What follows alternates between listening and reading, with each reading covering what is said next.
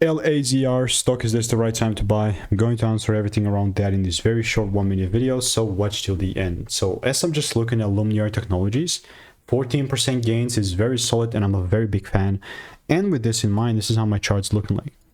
Now, to be very clear, I started off by having such bearish predictions on LAZR, and guess who was correct 9-10 months back, 10 months counting? I guess me. And I have some other receipts here, either in the Discord, yeah. But generally speaking, it's still like one heck of a bearish market. Even with the previous prediction that I got was correct. So at this at the time, it was 2 weeks back. Guesswork, double breakouts will. There's nothing stopping me with the short sales yet again. Yeah, it's the sell side, right? Boom. And that's that proof.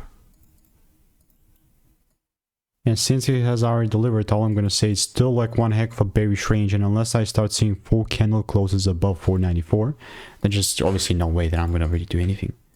So we'll continue to keep you updated, and if there's no double break, I'm not willing to sell. At least that's me, it's not financial advice. So let me know what is your opinion, and I will see you in the next one. Goodbye and enjoy.